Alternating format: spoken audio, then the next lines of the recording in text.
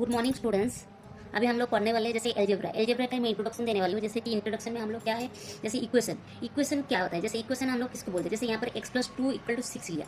यहाँ पर x+2 क्या है, ये x+2 जो है ये है एक्सप्रेशन, इसको हम लोग एक्सप्रेशन कहते हैं।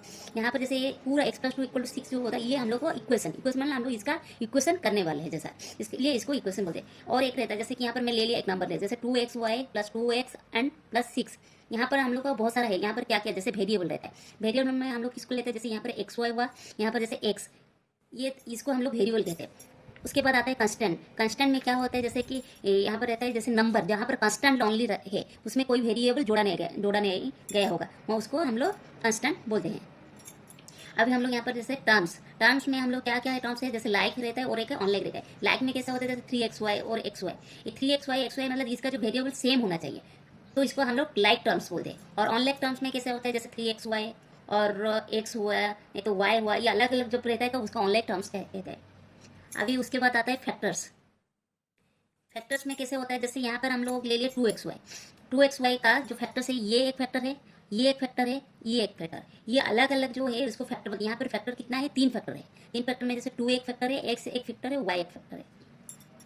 उसके बाद आते हैं कॉफिशियंट्स। कॉफिशियंट मतलब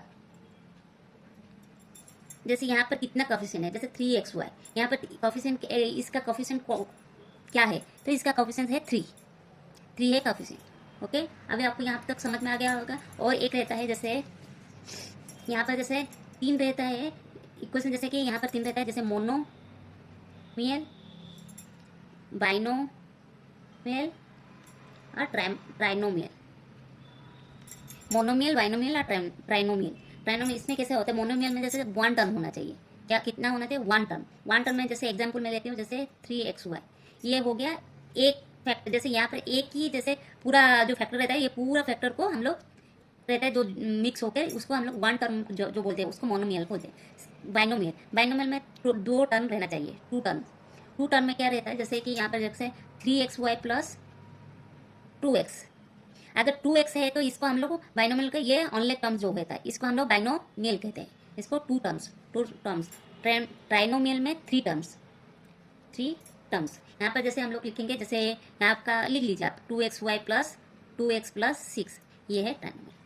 अभी आपको समझ में आएगा, एक फैक्टर को जो एक रहता है हम लोग का कांस्टेंट, हाँ जो टर्म्स बोलते हैं, हाँ हम लोग को एक टर्म्स होता है जो 3xy, जैसे 2 टर्म्स होता है 3xy + 2x, ये 1 और 2। यहाँ पर 3 टर्म्स में जो रहता है ट्राइनोमियल, 1 2 3। ओके स्टूडेंट्स, आपको समझ में आ गया होगा। मैं आपको जस्ट आपका एल्जेब्रा का बेसिक नॉलेज बता रही हूँ, उसके बाद हम लोग एल्जेब्रा का आगे पढ़ाई करेंगे। Thank you so much.